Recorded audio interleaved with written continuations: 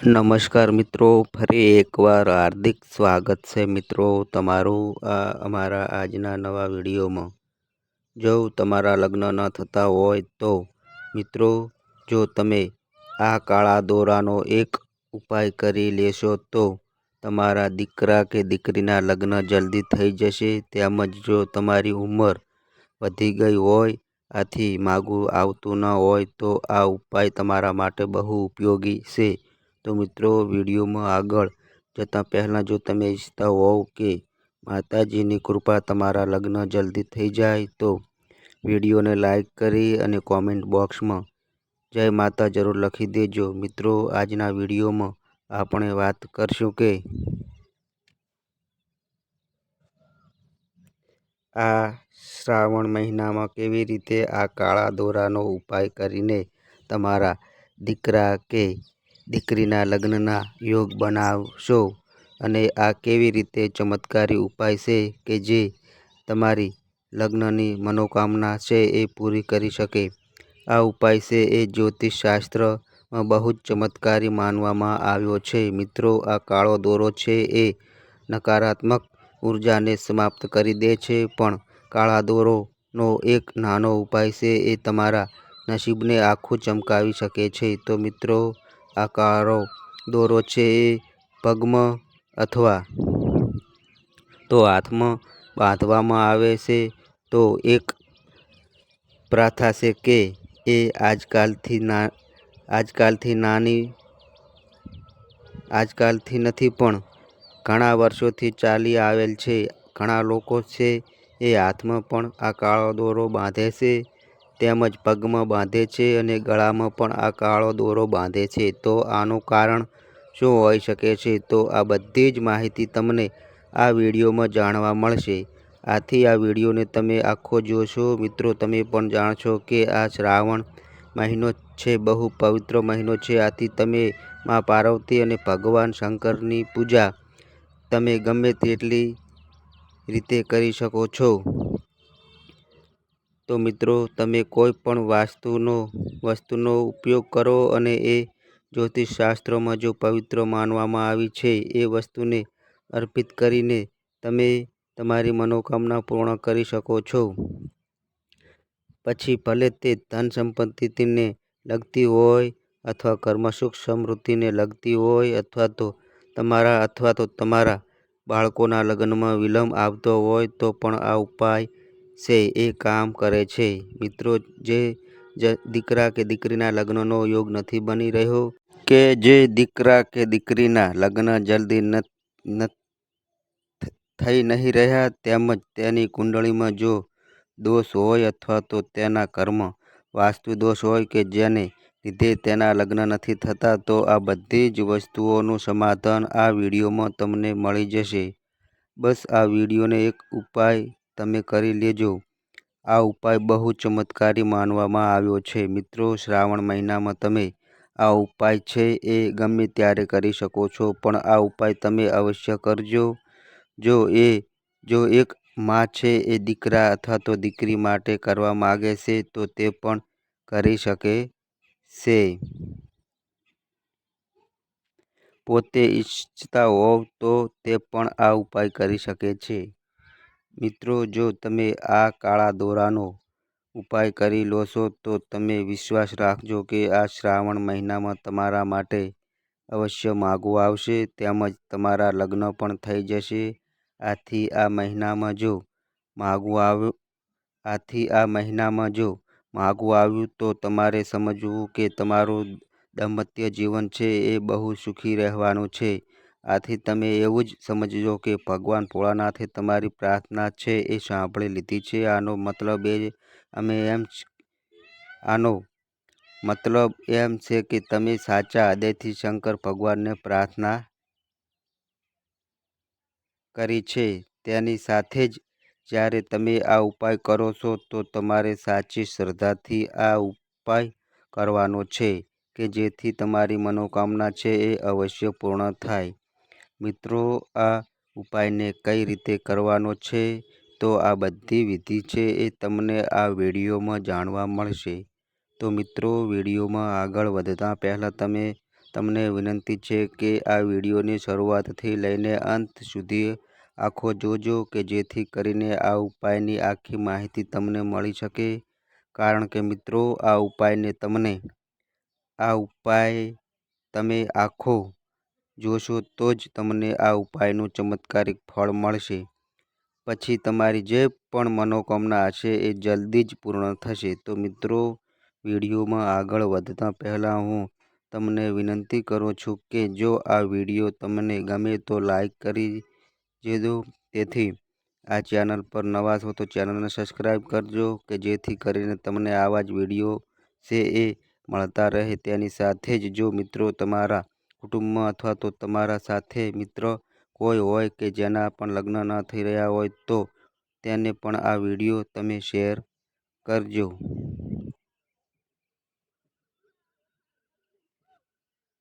કે જેથી કરીને તેની પણ મનોકામના પૂરી થઈ શકે. તેમજ ભગવાન શંકર પણ તેના લગ્નનો યોગ બનાવી શકે. જો મિત્રો તમે તમારા મિત્ર અથવા તો કુટુંબના અથવા પરિવારના કોઈ પણ સભ્યને આ વિડીયો મોકલી દેશો અને જો તેના લગ્નનો યોગ બની ગયો તો મિત્રો તમારે સમજવાનું કે ભગવાન શંકર છે એ તમારી પણ મનોકામના છે એ અવશ્ય પૂરી કરી શકે છે. તો તમારા લગ્ન થવામાં બાધા આડે આવતી હોય તો તેમજ લગ્ન થવામાં વિલંબ આવતો હોય અથવા તમારી કુંડળીમાં કોઈ પણ દોષ હોય તો તે બધી જ સમસ્યા છે તે સમાપ્ત થઈ જશે.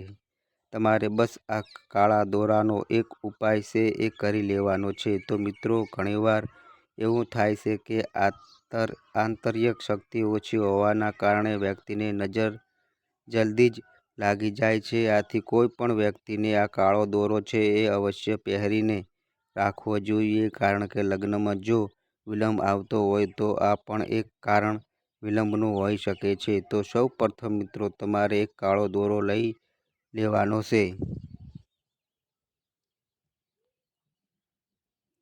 કાળો દોરો તમને કોઈ પણ જગ્યાએથી મળી જશે અને આ કાળા દોરાનો ઉપાય તમે જ્યારે પણ કરો છો તો તમારે શનિવારે આ ઉપાય કરવાનો છે.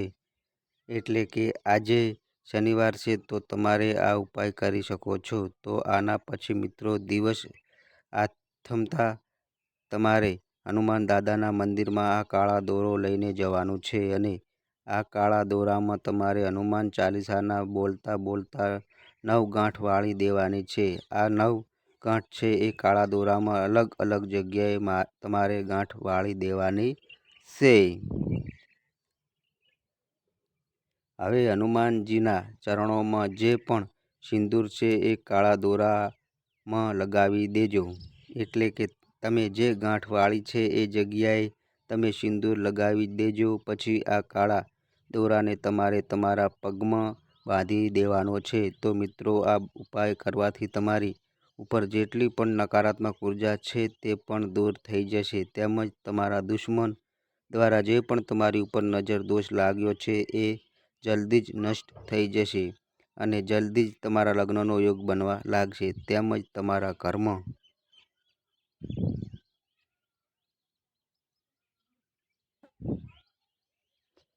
માગા આવવાની લાઈન લાગશે. તેમજ તમારા ઘરે જે પણ માગા આવે છે એ બધા જ લગ્ન માટે આવી શકશે. કારણ કે મિત્રો તમે આજે પણ આ કાળા દોરાનો ઉપાય કર્યો છે કે જેના લીધે તમારા ઘરે તમારા લગ્ન માટે ઘણા બધા માગા આવવા લાગશે. કારણ કે તમે મિત્રો આ કાળા દોરાનો ઉપાય કર્યો છે. તો હનુમાનજીની કૃપાથી આ ઉપાય છે એ તમને ચમત્કારિક ફળ આપશે. એટલે કે તમારા લગ્નનો યોગ છે એ જલ્દી જ બની જશે. આથી હવે કોઈની પણ ખરાબ નજર તમારી ઉપર લાગી નહીં શકે. તેમજ મિત્રો આ ઉપાય છે એ માત્ર લગ્ન માટે જ નથી પરંતુ તમે આ કાળો દોરો લઈને તમે પોતાના ઘરના મુખ્ય દરવાજા ઉપર બહારની બાજુથી બાંધી દોશો અથવા તો તમે તમારી તિજોરીમાં પણ આ કાળો દોરો બાંધી દોશો તો થોડાક જ સમયમાં તમારા ઘરમાં ધનની વર્ષા થવા લાગે તેની સાથે જ પરિવારમાં તમારું માન સન્માન વધે છે. તો મિત્રો આ ઉપાય છે એ શનિવારના દિવસે અવશ્ય કરી જોજો, કારણ કે માત્ર આ કાળો દોરો છે એ દુષ્ટ હવાને દૂર કરે છે, તેમજ કોઈની ખરાબ નજર છે તેને પણ દૂર કરે છે, તેમજ આપણા ઘરમાં જે પણ નકારાત્મક ઉર્જા છે એને દૂર કરે છે. તેમજ જો આપણે આ કાળો દોરો બાંધીએ છીએ તો શનિનો પ્રોપક છે એનાથી પણ આપણે બચી શકીએ છીએ, કારણ કે આ કાળો દોરો છે એ નકારાત્મક ઉર્જાથી આપણને દૂર રાખે છે. જેટલા પણ માતા પિતા છે એ તેના બાળકોને આ કાળો દોરો પહેરાવી શકે છે. જો તમે પુરુષ છો તો ડાબા પગમાં આ દોરો પહેરી શકો છો અથવા ડાબા હાથમાં પણ આ દોરો બાંધી શકો છો. પણ એક છોકરી છો તો તમે જમણા પગમાં કાળો દોરો બાંધી શકો છો કે જેથી કરીને તમારી ઉપર જો કોઈની નજર લાગતી હશે તો તે હંમેશા માટે દૂર થઈ જશે, કારણ કે આ કાળા દોરામાં બહુ જ શક્તિ રહેલી છે. તેની સાથે જ જો તમારા લગ્નમાં વિલંબ આવતો હશે તો લગ્નનો યોગ પણ બનવા લાગશે, તેમજ તમારા ઘરમાં સકારાત્મક ઉર્જા આવી જશે. તેની સાથે જ સુખ સમૃદ્ધિ વાતાવરણ બની જશે. તેમજ મિત્રો આપણે બીજા ઉપાય વિશે વાત કરીએ તો મિત્રો આ ઉપાયને કરવા માટે તમારે કોઈ પણ મંગળવારની રાત્રે એક પાણીવાળું શ્રીફળ લઈ લેવાનું છે. પણ જો એક નાળિયેર ન મળે તો તમારે એક સિક્કો લેવાનો છે અને તમારી જેટલી પણ હાઈટ હોય એટલો મોટો તમારે કાળો દોરો લઈ લેવાનો છે. તેના પછી મિત્રો રાતે તમારે પોતાના ઓશિકા નીચે રાખીને સૂઈ જવાનું છે અને પછીના દિવસે શિવ મંદિરે જઈને તમારે આ કાળો દોરો છે એ શિવજીને અર્પણ કરી દેવાનો છે. તેની સાથે જ તેને પ્રાર્થના કરવાની છે કે હે ભોળાનાથ, મારા દીકરા કે દીકરીના લગ્નમાં બહુ વિલંબ થઈ રહ્યો છે, તો તમે કોઈને કોઈ એવો ચમત્કાર કરો કે આ ઉપાય કરીને મારા દીકરા કે દીકરીના લગ્નનો યોગ જલ્દી બની જાય અને તેના લગ્ન જલ્દી થઈ શકે. તો મિત્રો જ્યારે પણ તમે જઈને શિવ ભગવાનને પ્રાર્થના કરો છો તો એક દિવસ ભોળાનાથ અવશ્ય તમારી પ્રાર્થના સાંભળી લે છે અને તમારી મનોકામના છે એ અવશ્ય પૂરી કરે છે. તેમજ મિત્રો હવે ત્રીજા ઉપાય વિશે વાત કરીએ તો મિત્રો કોઈ પણ શનિવારના દિવસે તમારે આ નાનો પ્રયોગ કરવાનો છે. તમારે કોઈ પણ પીપળાના વૃક્ષની પાસે કાળો દોરો લઈને જવાનું છે. કાળો દોરો થોડોક મોટો રાખવાનો છે, કારણ કે પીપળાના થડમાં બાંધવામાં વાંધો ન આવી શકે. તો મિત્રો તમે પીપળા પાસે જવાના છો તો તેના થડ ઉપર આ કાળો દોરો બાંધીને તમારે ઓમ નમો ભગવતે વાસુદેવાય મંત્રનો જાપ કરવાનો છે. તેની સાથે જ તમારી જે પણ લગ્નની ઈચ્છા છે એનું તમારે સ્મરણ કરવાનું છે. તેની સાથે જ તમારી જે પણ મનોકામના છે તેનું સ્મરણ કરવાનું છે અને પ્રણામ કરીને પાછળ જોયા વગર તમારે સીધું જ ઘરે આવી જવાનું છે. તો મિત્રો આ ઉપાય કરવાથી તમારી હર એક મનોકામના છે એ પૂરી થઈ જશે. તેમજ તમારા લગ્નમાં જો બાધા આવતી હશે, એટલે કે જો તમારા લગ્ન થઈ રહ્યા ના હોય તેમજ તમારા માટે માગા આવતા હોય પણ તેમાં વાત આગળ ચાલતી ન હોય, તો હવે આ વસ્તુનું સમાધાન હવે આટલા ઉપાય કરવાથી તમને મળી જશે. તેમજ જો તમે લવ મેરેજ કરવા માગતા હોવ તો પણ તમે આ ઉપાય કરી શકો છો. તેમજ પોતાના મનપસંદ જીવનસાથી સાથે જિંદગી વિતાવવા માટે પણ તમે આ ઉપાય કરી પ્રાર્થના કરી શકો છો. પણ મિત્રો તમે એક વસ્તુનો ખાસ ધ્યાન રાખજો કે તમે આ લગ્નની વિધિમાં તમારે કોઈને દુઃખી કરવા નથી. જો તમે કોઈનાથી વિરુદ્ધ જઈને તમે આ કાર્ય કરો છો તો તમને આમાં સફળતા નહીં મળી શકે. પણ તમારે જે પણ કરવાનું છે એ તમારે સાચા હૃદયથી જ કરવાનું છે કે જેથી કરીને તમારી મનોકામના છે એ અવશ્ય પૂરી થઈ શકે. પછી ભલે તમે નોકરીમાં આગળ વધવા માગતા હોવ, તેમજ તમારે પ્રમોશન કરાવવું હોય, તેમજ તમારા ઘરમાં ધન સંપત્તિના માર્ગ બંધ થઈ ગયા હોય તો પણ તમે આ ઉપાય કરીને તમારી મનોકામના છે એ પૂરી કરી શકો છો. તેમજ બીજા ઘણા લગ્નના ઉપાય વિશે વાત કરીએ તો જે વ્યક્તિના લગ્નમાં વિલંબ થઈ રહ્યો છે તો તેના બેડરૂમમાં બતકની જોડી, એક નર અને એક માદી મૂર્તિ મૂકવી જોઈએ. આથી લગ્ન જલ્દી થશે અને તમે પ્રેમાળ જીવનસાથી મળશે. તેમજ વાસ્તુશાસ્ત્ર અનુસાર જ્યારે લગ્ન કરવા યોગ છોકરાઓ તથા છોકરીઓ તેમની કારકિર્દીમાં સફળ થાય છે અને લગ્ન કરવા માગે છે તો તેઓએ ઉત્તર પશ્ચિમ એટલે કે ઉત્તર પૂર્વ ખૂણામાં સૂવું જોઈએ. જો ઉત્તર પશ્ચિમ ખૂણામાં જગ્યા ન હોય તો રૂમ ઉત્તર અથવા ઉત્તર પૂર્વ દિશામાં હોવો જોઈએ. તેના રહેવા અને સૂવાની વ્યવસ્થા ઉત્તર પશ્ચિમમાં કરી શકો છો.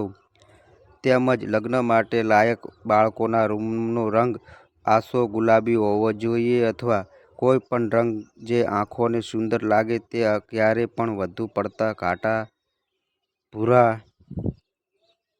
વાદળી અને કાળા રંગનો ઉપયોગ ન કરવો જોઈએ. આવા રંગો નકારાત્મક ઉર્જાનું સ્તર વધારે છે. તેમજ મિત્રો, આ વિવાહિત લોકો જે દક્ષિણ દિશામાં સૂવે છે તેના લગ્ન જલ્દી થતા નથી. તેવી જ રીતે જેઓ દક્ષિણ પશ્ચિમ દિશામાં સૂવે છે તેમને લગ્ન માટે લાંબો સમય રાહ જોવી પડે છે. તેમજ લગ્ન કરવા માગતા લોકો માટે બેડ એવી રીતે ગોઠવવો જોઈએ કે તેનો બંને બાજુથી ઉપયોગ કરી શકે. બંને બાજુથી દિવાલને અડીને બેડ લગ્નમાં અડચણ બની શકે છે. પલંગની ઉપર કોઈ પણ પ્રકારનો બીમ અથવા ડબલ બેડ ન હોવો જોઈએ. આનાથી માનસિક તણાવ થઈ શકે છે જે લગ્નના નિર્ણયમાં અવરોધ ઊભો કરી શકે છે.